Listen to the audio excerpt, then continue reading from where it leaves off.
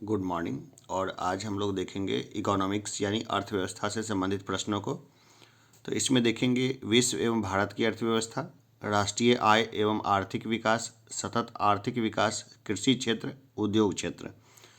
बेहतर है इन सारे चैप्टर्स को आप पहले पढ़ लें, इसके बाद टेस्ट अटैम्प्ट करें। खैर चलिए पहले देखते हैं राष्ट्रीय आय एवं आर्थिक विकास में जो महत्वपूर्ण बनता है उसको। राष्ट्रीय आय, राष्ट्रीय आय क्या है ना। राष्ट्रीय आय क्या है?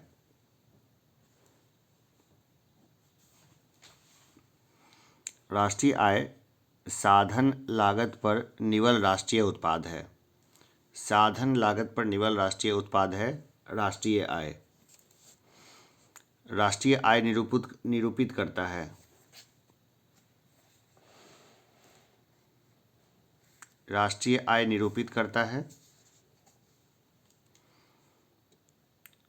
बाजार कीमतों पर सकल राष्ट्रीय उत्पाद मूल्य ह्रास और अप्रत्यक्ष करों को घटाकर सब्सिडी जोड़कर। मिश्रित अर्थव्यवस्था का अर्थ है जहां राष्ट्रीय अर्थव्यवस्था में सार्वजनिक क्षेत्र के साथ साथ निजी क्षेत्रों का भी विद्यमान हो। जैसे भारत में सार्वजनिक क्षेत्र भी है और निजी क्षेत्र भी है, तो ये क्या हो गई? मिश्रित अर्थव्यवस्था हो गई। यह सत्य होगा कि भारत को परिभाषित किया जाए। भारत को परिभाषित किया जा सकता है एक श्रम आधिक्य वाली अर्थव्यवस्था के रूप में। देश की वृद्धि में निम्न में से कौन सा अनार्थिक तत्व है? देखिए, सामाजिक व्यवहार है ना, इसका प्रत्यक्ष रूप से कोई जो है आर्थिक पक्ष नहीं है। भारत के निम्न राज्यों में से किसमें प्रति व्यक्ति आय सबसे कम है? देखिए, बिहार की राष्ट्रीय आय सबसे कम है। निम्न में से किस राज्य में औसत प्रति व्यक्ति आय सर्वाधिक है? तो देखिए, यह है गोवा।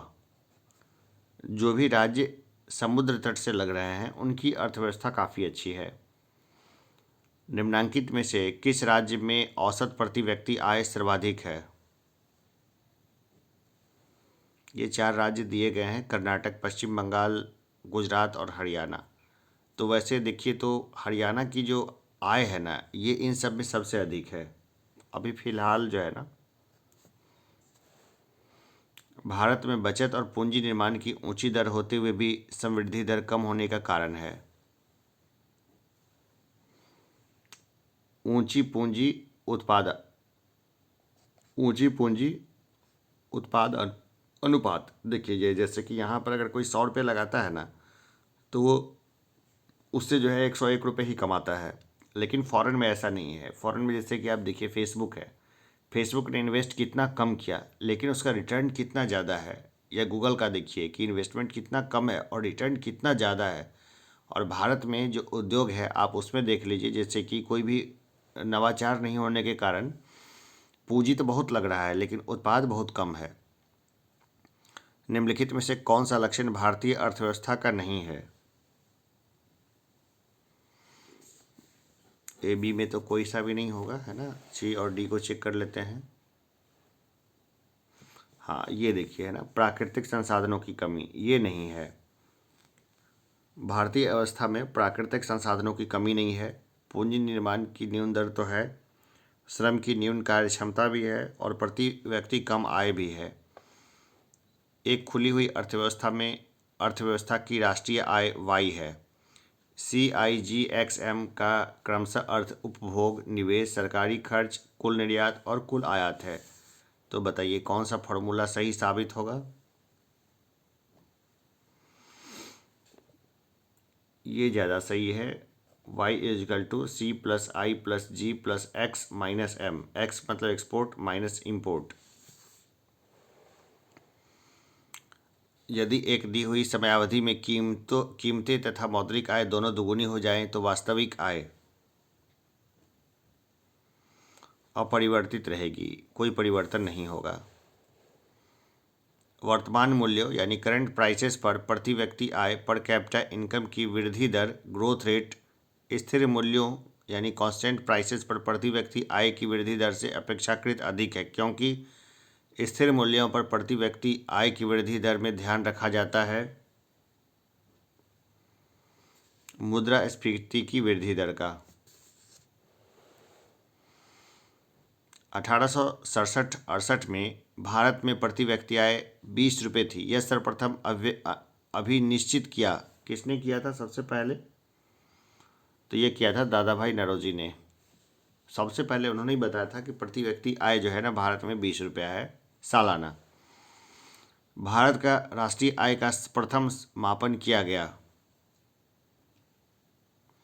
दादा भाई नौरोजी के द्वारा हुआ था, लेकिन ये साइंटिफिक नहीं था, उस समय की परिस्थितियों के अनुसार था। खैर आगे देखते हैं। भारत में राष्ट्रीय आय समांकों का आकलन किया जाता है केंद्रीय सांख्यिकी संगठन CSO के द्वारा। भारत में राष्ट्रीय आय का प्राकलन किया जाता है केंद्रीय सांख्यिकी संगठन द्वारा। भारत में पूंजी निर्माण के आंकड़े एकत्रित करने का काम कौन करता है? भारतीय रिजर्व बैंक और केंद्रीय सांख्यिकी संगठन। भारत का आर्थिक सर्वेक्षण प्रत्येक वर्ष सरकारी तौर पर प्रकाशित किया जाता है भारत सरकार के वित्त मंत्रालय के द्वारा।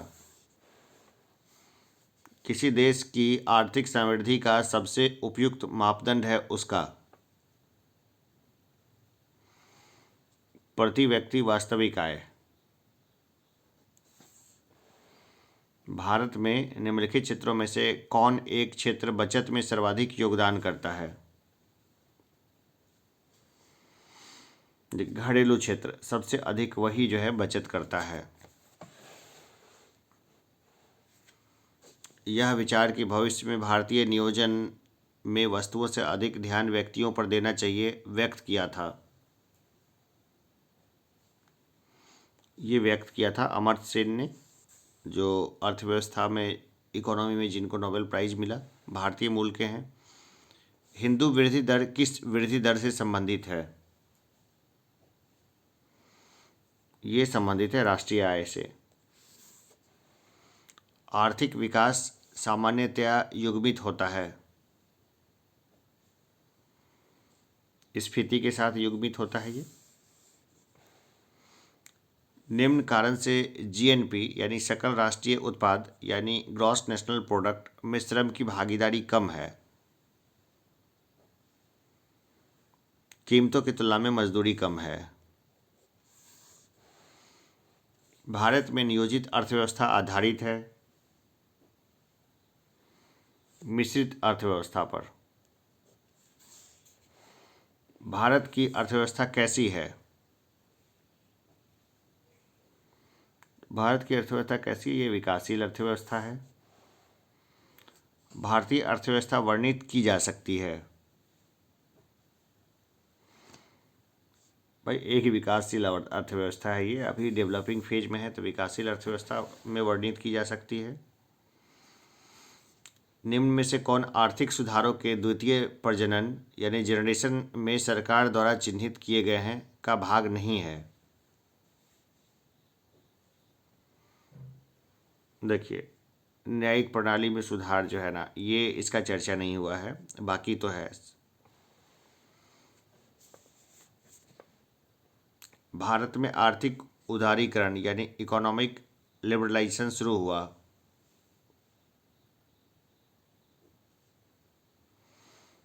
औद्योगिक लाइसेंस नीति में वास्तविक बदलाव के साथ। रेड टेपेज वगैरह खत्म किए गए 1991 के करीब। भारत की व्यावसायिक संरचना के वर्षों बाद भी लगभग वैसे ही बने रहने का एक कारण है निवेश की प्रतिमान पूंजी प्रधान उद्योगों की दिशा में उन्मुख रहा है। जो निवेश की प्रतिमान पूंजी प्रधान उद्योगों की दिशा में उन्मुख रहा है, इसके कारण वर्षों से वैसा ही है। देखिए कोई इनोवेशन नहीं हुआ, नया इनोवेशन होगा तभी तो कोई अच्छा बदलाव होगा। भारत में अपनाई गई नई आर्थिक नीति के दो घटकों स्थिरीकरण और संरचनात्मक समायोजन के विषय में निम्नलिखित में से कौन सा कथन सही है?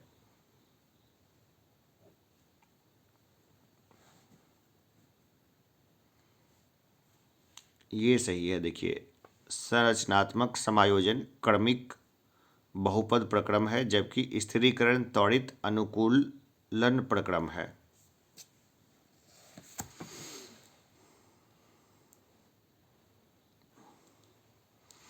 भारतीय अर्थव्यवस्था के उदारीकरण का अग्रदूत किसको माना जाता है? देखिए, ये हमेशा से ना फंसाऊ क्वेश्चन रहा है, ठीक है ना। जैसे इसमें में पीवी नरसिम्हा राव तो प्रधानमंत्री थे और डॉक्टर मनमोहन सिंह वित्त मंत्री थे जब 91 में जब एलपीजी रिफॉर्म्स हुए थे। तो ई उत्तर के थ्रू भी जाया जा सकता है, क्योंकि ये दोनों ही सही हैं। उस समय पीवी नरसिम्हा राव प्रधानमंत्री थे, तो ये भी इनके साथ भी आयोग जा सकता है। और जहाँ तक मेरा सवाल है, तो डॉक्टर मनमोहन सिंह के साथ जाना मैं ज़्यादा पसंद करूँगा। ये भी इन्होंने ही सबसे पहले एज ए वित्त मंत्री इन सब चीज़ों का फॉर्मेशन किया था, डायरेक्ट इन्होंने ही किया था। और बाद में भी ये चूँकि काफ़ी समय तक प्रधानमंत्री रहे, 10 साल, तो इनके नाम के थ्रू मैं जाऊँगा। लेकिन आयोग के ऊपर डिपेंड करता है कि उत्तर को क्या दिखे। सतत आर्थिक विकास से हम लोग प्रश्नों को लेते हैं। नीमराना जो टिकाऊ आर्थिक विकास का मॉडल है अवस्थित है। नीमराना कहाँ? ये तो राजस्थान में है। उस क्षेत्र में मैंने बहुत सारा जीवन के बहुत साल गुजारे हैं। तो धारणीय विकास भावी पीढ़ियों के अपनी आवश्यकताओं को पूरा करने के सामर्थ्य से समझौता किए बगैर वर्तमान की आवश्यकताओं को पूरा करता है। इस परिप्रेक्ष्य में धारणीय विकास का सिद्धांत निम्नलिखित में से किस किस एक सिद्धांत के साथ स्वाभाविक रूप से जुड़ा हुआ है? देखिए, ये वाला तो थोड़ा रट लीजिए इसको, है ना, मेंस राइटिंग में भी आपके काफ़ी काम आएगा। धारणीय विकास भावी पीढ़ियों के अपनी आवश्यकताओं को पूरा करने के सामर्थ्य से समझौता किए बगैर वर्तमान की आवश्यकताओं को पूरा करता है। इस परिप्रेक्ष्य में धारणीय विकास का सिद्धांत निम्नलिखित में से किस एक सिद्धांत के साथ स्वाभाविक रूप से जुड़ा हुआ है? धारण क्षमता के साथ स्वाभाविक रूप से जुड़ जाता है ये। अब देखते हैं कृषि क्षेत्र को। भारत के सकल घरेलू उत्पाद में कृषि एवं उससे संबंधित प्रक्षेत्र का अंश लगभग है, ये लगभग है 18%। उत्तर प्रदेश में सर्वाधिक प्रतिशत कर्मचारी नियोजित हैं, कृषि क्षेत्र में नियोजित हैं ये। कृषि का योगदान इस समय राष्ट्रीय जीडीपी में लगभग है 18% के लगभग मान सकते हैं, 16 से 18 के बीच में है। भारत में कृषि क्षेत्र श्रम शक्ति के कितने प्रतिशत लोगों को प्रत्यक्ष रोजगार प्रदान करता है? लगभग 60% लोग जो है ना कृषि क्षेत्र में जुड़े हुए हैं। आर्थिक नियोजन के युग के प्रारंभ से भारत की सकल राष्ट्रीय आय में कृषि का हिस्सा भाई लगातार कम होता रहा है, निरंतर कम होता रहा है। निम्नांकित में से कौन भारत में सहकारी कृषि के विचार का समर्थक नहीं था?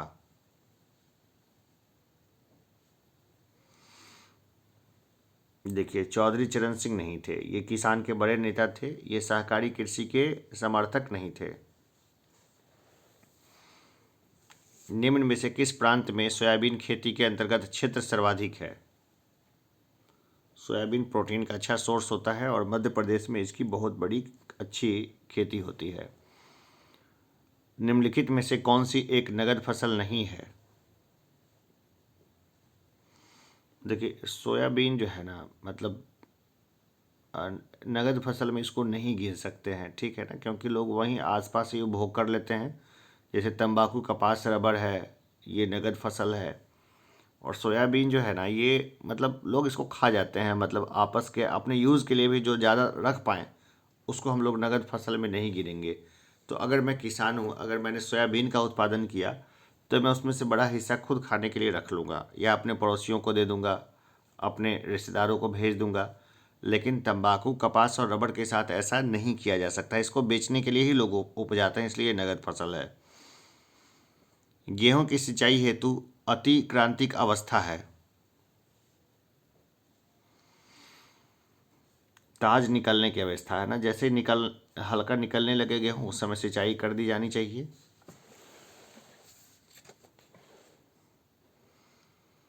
देश में गेहूं उत्पादन की दृष्टि से निम्न राज्यों का अवरोही क्रम है। तो देखिए, उत्तर प्रदेश, मध्य प्रदेश, पंजाब और हरियाणा, ठीक है ना। अवरोही क्रम में सबसे पहले उत्तर प्रदेश होगा, मध्य प्रदेश, फिर पंजाब, फिर हरियाणा। सबसे ज़्यादा गेहूं होता है उत्तर प्रदेश में, फिर मध्य प्रदेश में, फिर पंजाब में, फिर हरियाणा में। लेकिन जो प्रति एकड़ गेहूं का उत्पादन है वो ज़्यादा होता है पंजाब और हरियाणा में। भारत में फसल बीमा योजना का शुभारंभ हुआ 1985 में। व्यापक फसल बीमा योजना के स्थान पर राष्ट्रीय कृषि बीमा योजना लागू की गई 1999 में। राष्ट्रीय कृषि बीमा योजना का प्रारंभ हुआ था वर्ष 1999 से 2000 में। किस वित्तीय वर्ष के संघीय बजट में राष्ट्रीय कृषि बीमा योजना को खरीफ फसल पर भी लागू किया गया? 2004-05 में खरीफ फसल पर भी लागू किया गया। उत्तर प्रदेश में किसान बही योजना लागू की गई थी 1992 में। हैंड बुक ऑफ एग्रीकल्चर प्रकाशित होती है भारतीय कृषि अनुसंधान परिषद से। 8वीं योजना के अंतर्गत योजना आयोग ने भारत को जितने प्रमुख कृषि जलवायु प्रदेशों में विभक्त किया है वह संख्या है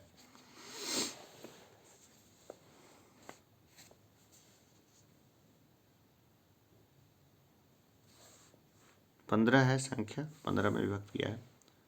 राष्ट्रीय हॉर्टिकल्चर मिशन किस पंचवर्षीय योजना में प्रारंभ किया गया था? 10वीं पंचवर्षीय योजना में। हॉर्टिकल्चर होता क्या है? हॉर्टिकल्चर में ना एक पौधे से अनेक पौधों को बनाने की साइंटिफिक विधि है हॉर्टिकल्चर। कृषि श्रमिक सामाजिक सुरक्षा योजना उपलब्ध कराती है।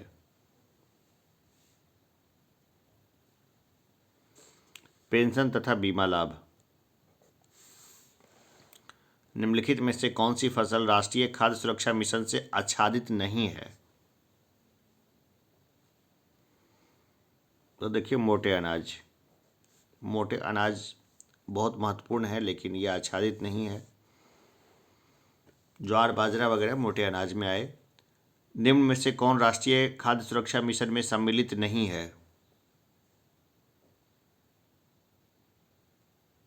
देखिए, तिलहन नहीं है। गेहूं चावल दलहन तो है। भारत में राष्ट्रीय खाद्य सुरक्षा मिशन कब से प्रभावी हुआ? 2007-08 रबी फसल से ये लागू हुआ। किस पंचवर्षीय योजना में कृषि ने ऋणात्मक विकास प्रदर्शित किया? तो देखिए, तीसरी पंचवर्षीय योजना में कृषि में निगेटिव ग्रोथ हुई थी। भारत की औसत फसल गहनता है लगभग 139% है। कहीं कहीं पे 200% है, वो खैर अलग है, लेकिन एज ए होल देखा जाए तो 139% है। नीली क्रांति संबंधित है मत्स्य उत्पादन से संबंधित है नीली क्रांति। पीत क्रांति संबंधित है उत्पादन से तिलहन के। पीली क्रांति संबंधित है तोरियों और सरसों के उत्पादन से संबंधित है। पीत क्रांति हमने देखा था। भारतीय हरित क्रांति की जन्मस्थली है, यह है पंतनगर। पंतनगर से शुरू हुआ था हरित क्रांति का। भारत में हरित क्रांति यानी ग्रीन रेवोल्यूशन जब आरंभ हुई तो निम्नलिखित में से कौन इससे संबंधित नहीं था?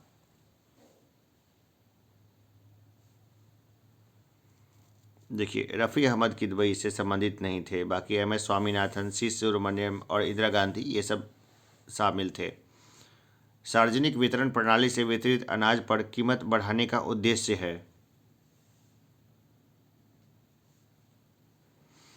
इस योजना में निहित उत्पादन का भार कम हो सके। ऑपरेशन फ्लड का संबंध निम्नलिखित में से है। दुग्ध उत्पादन से है ऑपरेशन फ्लड।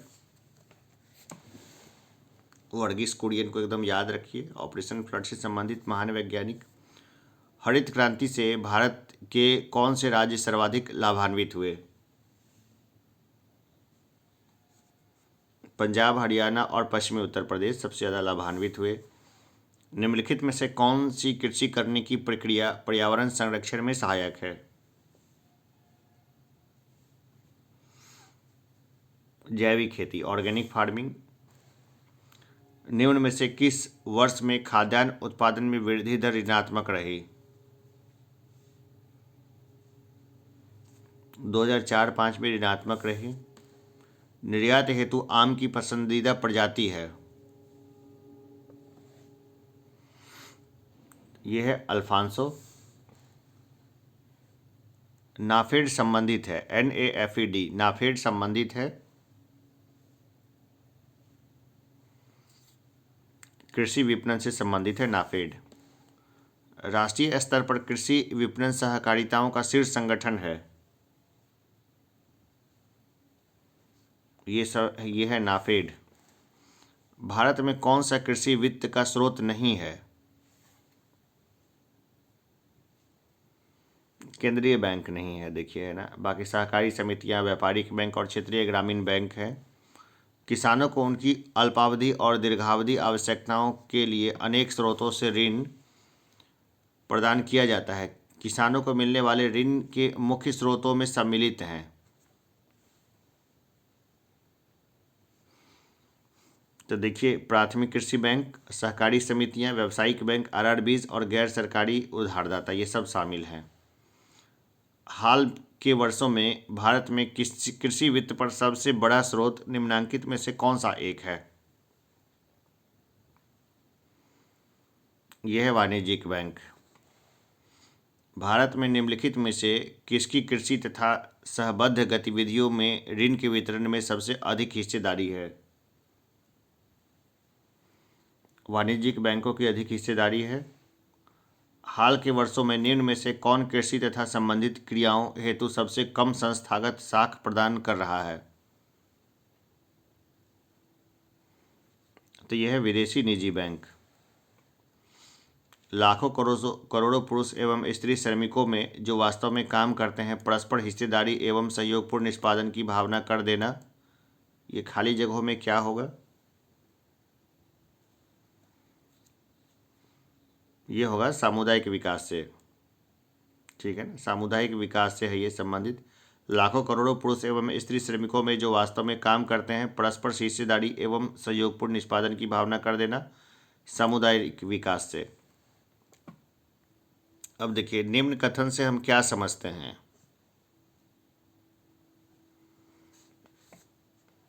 खाद्यान्न स्टॉक पर्याप्त है, परंतु सभी परिवारों को उसे प्राप्त करने की सामर्थ्य नहीं है। कृषि मूल्य आयोग की स्थापना की गई वर्ष 1965 में। गेहूं के समर्थन मूल्य की अनुशंसा कौन करता है? कृषि लागत एवं मूल्य आयोग करता है। खाद्यान्नों के समर्थन मूल्य की संस्तुति देता है? कृषि लागत एवं मूल्य आयोग।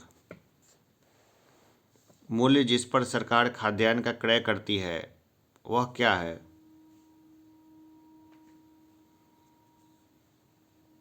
यह प्रोक्योरमेंट प्राइस इसको बोलते हैं। अधिप्राप्ति मूल्य हिंदी में तो थोड़ा सा अजीब लगेगा, प्रोक्योरमेंट प्राइस बोलते हैं इसको। अधिप्राप्ति मूल्य हिंदी में बोला जाता है, लेकिन बहुत सारे लोग इसी को ज़्यादा ध्यान रखते हैं क्योंकि ये ज़्यादा चर्चाओं में रहता है। सार्वजनिक वितरण प्रणाली को बनाए रखने और सुरक्षित भंडार के निर्माण के लिए जिन कीमतों पर सरकार खाद्यान्न खरीदती है वे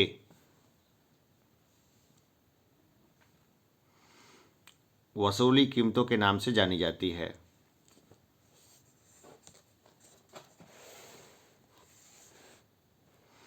भारत में सबसे अधिक कॉफी उत्पन्न करने वाला राज्य कौन सा है? ये कर्नाटक है। सबसे ज़्यादा कॉफी होता है कर्नाटक में। निम्नलिखित में से कौन भारत में कृषि निर्यात की सर्वाधिक मूल्यवान वस्तु है? यह चावल। सुनहरे चावल में प्रचुरता सृजित की गई है विटामिन ए की। राष्ट्रीय कृषि तकनीक परियोजना NATP का पोषण भारत में जिस अंतर्राष्ट्रीय वित्त प्रदायी अभिकरण द्वारा होता है वह है? विश्व बैंक है वह। मौसम आधारित फसल बीमा योजना सर्वप्रथम लागू की गई थी। ये लागू की गई थी कर्नाटक में।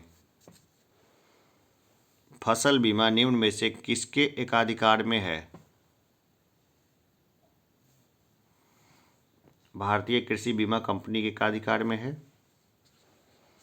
निम्नलिखित में से कौन सा भारतीय कृषि की निम्न उत्पादकता का कारण नहीं है? जो कारण नहीं है उसको हम लोग देखें तो वह है कृषि, सहकारी कृषि। भारतीय काली मिट्टी उत्पादन के लिए बहुत उपयुक्त होती है।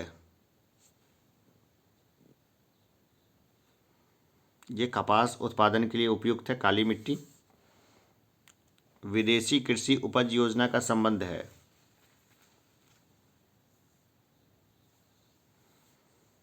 कृषि पदार्थों के निर्यात के उछाल से। राष्ट्रीय विशेष कृषि उपज योजना मुख्य रूप से संबंधित है। निर्यात योग्य कृषि उत्पाद से संबंधित है ये। भारत में कृषि आय कर लगाया जा सकता है।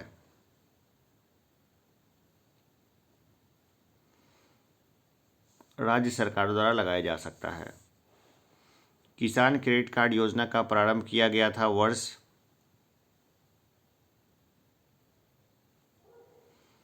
1998-99 में किया गया था। भारत में प्रथम कृषि विश्वविद्यालय की स्थापना हुई थी। पंतनगर में हुई थी यह स्थापना।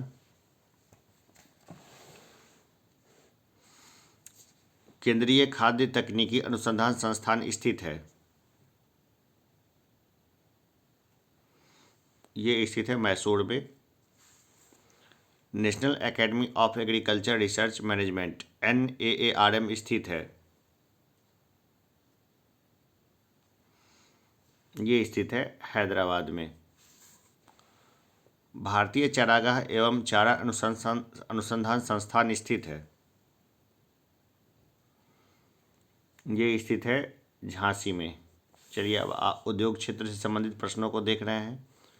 सूक्ष्म लघु एवं मध्यम उद्योग विकास अधिनियम MSMED पारित कब हुआ? ये पारित हुआ 2006 में। स्वतंत्र भारत की प्रथम औद्योगिक नीति की घोषणा की गई थी। ये की गई थी 1948 में। भारत में औद्योगिक विकास हेतु संयुक्त क्षेत्र का विचार किस औद्योगिक नीति प्रस्ताव में रखा गया था? 1956 की औद्योगिक नीति में रखा गया था ये। वर्ष 1991 की औद्योगिक नीति के अनुसार कितने उद्योगों को लाइसेंस के अंतर्गत रखा गया था? 18 उद्योगों को रखा गया था लाइसेंस के अंतर्गत। भारत की पंचवर्षीय योजनाओं के संदर्भ में औद्योगिकरण के ढांचे में परिवर्तन के अंतर्गत भारी उद्योग का महत्व कम करते हुए आधारिक संरचनाओं इंफ्रास्ट्रक्चर पर बल देने की शुरुआत किस योजना से की गई? 8वीं योजना से की गई। अब उन उद्योगों की संख्या जिनके लिए औद्योगिक लाइसेंस की आवश्यकता होती है घटकर रह गई है। 5 रह गई है। भारत में उद्यम हेतु लाइसेंसिंग प्रणाली का आधार था।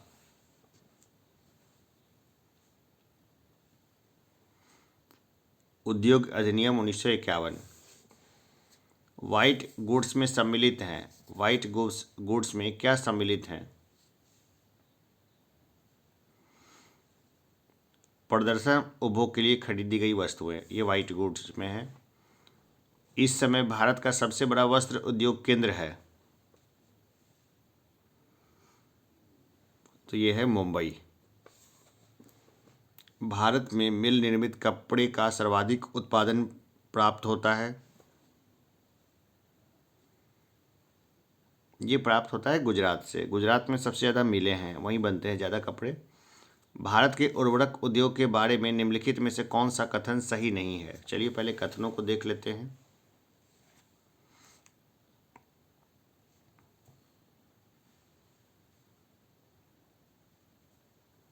तो ये देखिए, रासायनिक उर्वरकों के संबंध में भारत आत्मनिर्भर है, ये गलत है, ये सही नहीं है। यही प्रश्न ने पूछा था। जो सही है वो ये देखिए, अभी हाल के वर्षों में यह देश का तेजी से विकसित होने वाला उद्योग है। भारत विश्व में नाइट्रोजन उर्वरकों का तीसरा बड़ा उत्पादक है, सही है। विदेश एवं निर्मित उत्पादों के मूल्य के आधार पर यह देश का दूसरा प्रमुख उद्योग है, बिल्कुल ये भी सही है। तो इसमें प्रश्न क्या था? प्रश्न था कि भारत के उर्वरक उद्योग के बारे में निम्नलिखित में से कौन सा कथन सही नहीं है? तो ये कथन सही नहीं है कि रासायनिक उर्वरकों के संबंध में भारत आत्मनिर्भर है। भारत के संदर्भ में निम्न कथनों में से कौन सा एक सही नहीं है?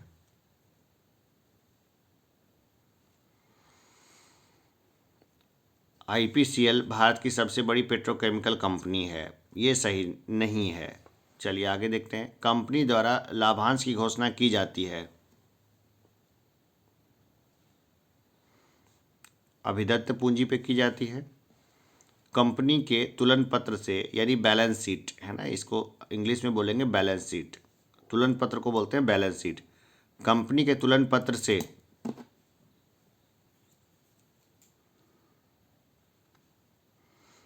कंपनी की परिसंपत्तियां और देयताओं के आकार और संगठन को बताना संभव है। निम्न वस्तु समूह में से कौन सा FMCG fast moving consumer goods में सम्मिलित नहीं किया जाता है?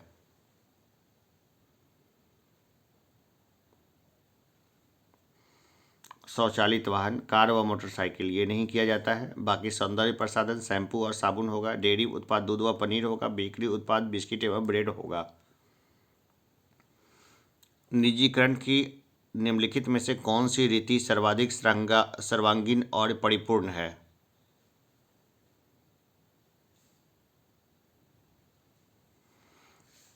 तो निजी क्षेत्र के स्वामित्व और प्रबंध का हस्तांतरण। भिलाई इस्पात कारखाना किस राष्ट्र की सहायता से बनाया गया? रूस की सहायता से बनाया गया। ये राउरकेला इस्पात संयंत्र की स्थापना हुई थी जर्मनी के सहयोग से। निम्नांकित में कौन एक सुमेलित नहीं है? तो देखिए, ये सुमेलित नहीं है। बोकारो यूएसए से नहीं हुआ था, ये राउरकेला जर्मनी के सहयोग से हुआ। भिलाई पूर्व सोवियत संघ यानी यूएसएसआर ने किया। दुर्गापुर के लिए यूके ने मदद किया, लेकिन बोकारो के लिए यूएसए ने मदद नहीं किया था। किसने मदद की थी, ये मुझे कमेंट बॉक्स में बताइए एक बार। भिलाई स्टील संयंत्र एक, ये जो है ना, भिलाई स्टील संयंत्र जो है एक सार्वजनिक उपक्रम है। सार्वजनिक उपक्रम है ये। बोकारो इस्पात कारखाने में किस देश का सहयोग प्राप्त किया गया? अभी अभी मैंने पूछा था। सोवियत संघ का सहयोग मिला था इसमें। भारतीय हीरा संस्थान कहाँ स्थापित किया गया है? सूरत में स्थापित किया गया है हीरा संस्थान।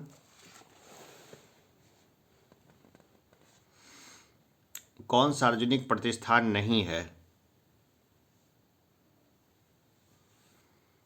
तो देखिए, लेदर फैक्ट्री ग्वालियर ये सार्वजनिक संस्थान नहीं है। बाकी Bharat heavy electrical limited Bhopal ये सार्वजनिक संस्थान है। ऑर्डिनेंस फैक्ट्री जबलपुर भी सार्वजनिक है।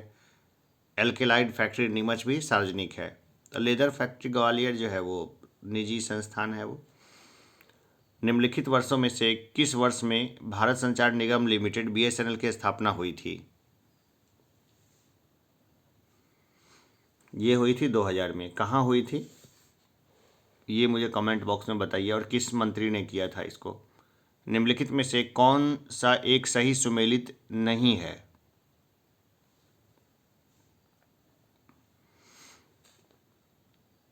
देखिए, ट्रोनिका सिटी नोएडा में नहीं है, ठीक है ना। बाकी बायोटेक्नोलॉजी लखनऊ पार्क में है, प्लास्टिक सिटी कानपुर में है, और लेदर टेक्नोलॉजी उन्नाव पार्क में है। निम्नलिखित में से किस एक वस्तु ने उद्योग में लघु क्षेत्र के लिए वस्तुओं का आरक्षण समाप्त करने की सिफारिश की है?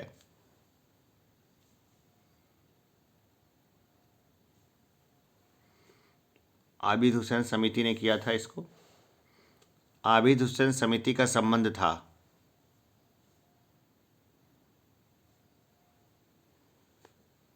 लघु एवं मध्यम उद्योग से था। निम्नलिखित में से कौन सा एक राष्ट्रीय नवीकरण निधि का उद्देश्य है? उद्योगों का प्रौद्योगिकीय उन्नयन होने अथवा बीमार इकाइयों के बंद हो जाने से प्रभावित हुए कामगारों के हितों की सुरक्षा करना।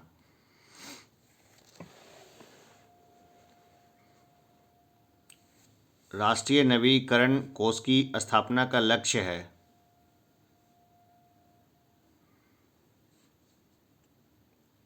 श्रम का पुनर्प्रशिक्षण।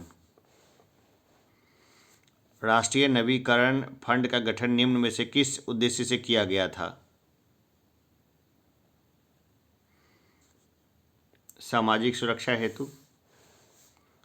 मेक इन इंडिया कार्यक्रम का लोगो है, यह है शेर। भारत में गोल्डन हैंडशेक योजना किससे संबंधित है? भाई यह है स्वैच्छिक सेवानिवृत्ति से, यानी कि सरकार चाहती है कि कुछ लोग अपने जो अनप्रोडक्टिव हो वो रिटायर हो जाएं। हजीरा उर्वरक कारखाना किस पर आधारित है? प्राकृतिक गैस पर आधारित है ये। भारत में कोयला के दो सबसे बड़े उत्पादक हैं, छत्तीसगढ़ एवं झारखंड, ये सबसे बड़े उत्पादक हैं। कोयले का सर्वाधिक उपयोग होता है ऊर्जा उत्पादन में होता है, ब्लैक गोल्ड भी बोलते हैं इसको। एक साल की लकड़ी का उपयोग अधिकतर किस उद्योग में होता है? रेलवे स्लीपर बनाने में साल की लकड़ी का इस्तेमाल होता है अभी भारत में। भारत में लोक क्षेत्र किस क्षेत्र में सर्वाधिक छाया हुआ है? नियत अवधि के लिए उधार देने वाली संगठित वित्तीय संस्थाएं। क्रिसिल, जो क्रिसिल है कंपनी की साख की स्थिति का मूल्यांकन करता है।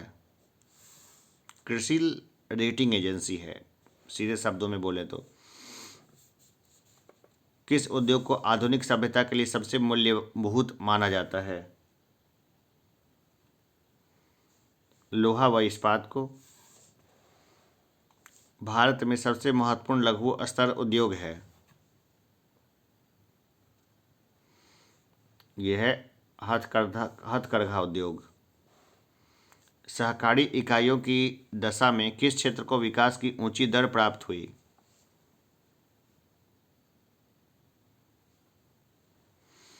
सूती वस्त्र को।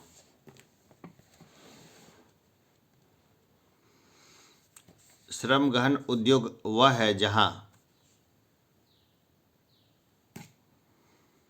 अधिक श्रमिकों को रखा जाता है। उद्योग बंधु है एक, औद्योगिक इकाइयों की स्थापना में तथा संबंधित समस्याओं में सहायता करने के लिए एजेंसी। भारत के किस उद्योग में अधिकतम श्रमिक लगे हुए हैं? कपड़ा उद्योग में लगे हुए हैं। भारत जैसे विकासशील देश के लिए लघु स्तरीय व कुटीर उद्योगों को मुख्यतः इसलिए प्रोत्साहित करना चाहिए क्योंकि वे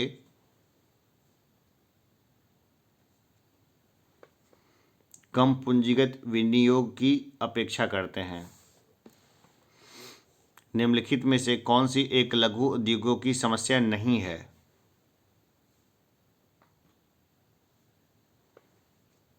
हड़ताल एवं तालाबंदी ये लघु उद्योगों की समस्या नहीं है, ये बड़े उद्योगों में होता है।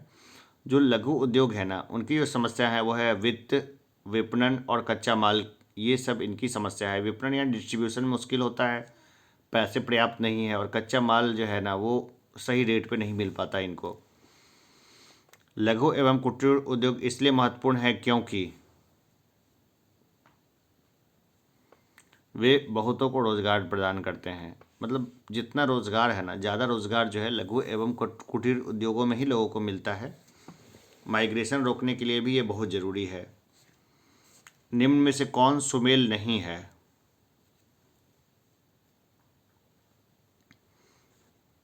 कटनी में कागज़ नहीं है। जैसे सूरत में सूती वस्त्र है, चुर्क में सीमेंट उद्योग है, ध्रुव रिएक्टर है कलपक्कम में।